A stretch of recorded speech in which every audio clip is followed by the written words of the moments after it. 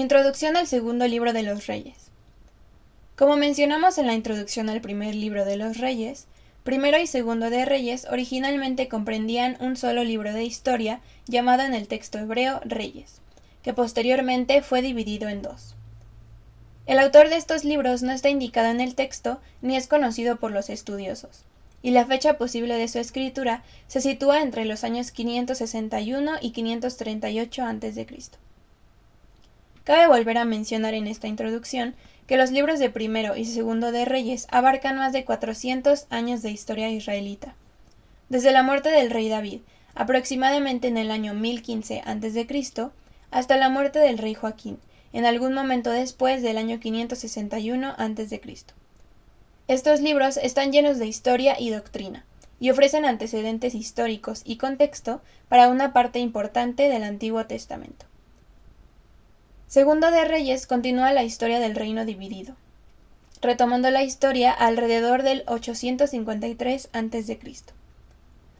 En el 722 a.C., la poderosa nación de Asiria invadió el reino del norte, dispensando y tomando cautivo al pueblo de Israel. Solo Judá permaneció intacto. Pero luego Asiria sufrió una caída ante los babilonios, quienes tomaron la capital asiria de Nínive en el 612 a.C. Para el 605 a.C., Babilonia dominaba a Judá. Se había llevado a algunos cautivos y, en el 586 a.C., Babilonia destruyó Jerusalén y llevó cautivos a más prisioneros. Muchas personas que los invasores consideraban valiosas, como el profeta Daniel y miembros de la familia real, fueron llevadas a Babilonia desde el principio. Al final de Reyes, el pueblo de Dios ya no habitaba en su tierra prometida. Muchas áreas del país habían quedado destruidas por el ejército babilónico, y el pueblo había sido esclavizado, dispersado y diezmado por sus enemigos. Pero además de esto, Segundo de Reyes presenta muchos eventos y personas únicas. 2 personas resucitaron de entre los muertos.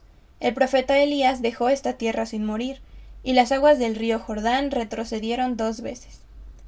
Estos y otros eventos milagrosos son ejemplos memorables del poder del Señor y dan testimonio de la obra continua de Dios entre su pueblo. Por otro lado, el periodo de tiempo cubierto por este libro vio el surgimiento de los primeros profetas escritores en Israel.